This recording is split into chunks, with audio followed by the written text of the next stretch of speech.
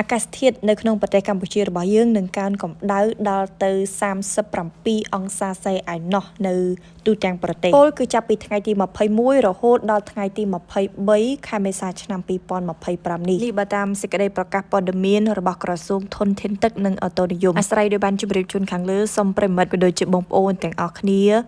យកចិត្តទុកដាក់ជាមួយនឹងសុខភាពហើយចង់ដឹងថាតើក្នុងរដូវក្តៅនេះយើងគួរធ្វើបែបណាដើម្បីទទួលបាននូវសុខភាពល្អនេះខ្ញុំនឹងជម្រាបជូនទៅកាន់បងប្អូនទាំងអស់គ្នាដូច្នេះទី1ទម្លាប់ទទួលទានទឹកឲ្យបានច្រើនការទទួលទានទឹកឲ្យបានច្រើនគឺសំខាន់ខ្លាំងមែនទែនអាកាសធាតុក្តៅវាអាចធ្វើឲ្យរាងកាយរបស់យើងនឹងគឺបាត់បង់ជាតិទឹកហើយជាពិសេសនោះគឺធ្វើឲ្យយើងឆាប់បែកញើសដូច្នេះរាងកាយរបស់យើងនឹងត្រូវការជាតិទឹកមកបំពេញឡើងវិញហើយទឹកដែលយើងគួរតែទទួលទាននឹងគឺជាទឹកស្អាតមិនមែនជាភេសជ្ជៈឬក៏អ្វីផ្សេងដែលអាចមកជំនួសទឹកនឹងបាននេះចំណុចទី2គឺគេងឲ្យបានគ្រប់គ្រាន់ចំណុចនេះសំខាន់ដូចគ្នាព្រោះថាការគេងនឹងគឺវាប្រៀបបានដូចជាអាហារនិងទឹកដែរដែលយើងមិនអាចខ្វះវាបាននោះទេចំណុចទី3ការយកចិត្តទុកដាក់ក្នុងការទទួលទានអាហារយើងគួរតែញ៉ាំអាហារណាដែលចម្អិនថ្មីឬក៏ភ្លាមមានអនាម័យព្រោះថាវាជួយការពារកើតជំងឺប្រព័ន្ធរំលាយអាហារផងដែរអញ្ចឹងចំពោះអាហារដែលយើងគួរតែទទួលទាន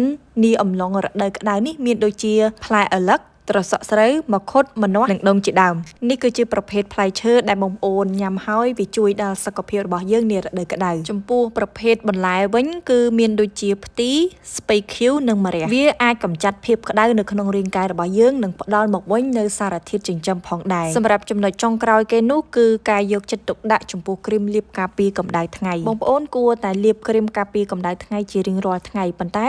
អ្នកជំនាញមួយចំនួនគាត់បានផ្ដល់យោបល់ថា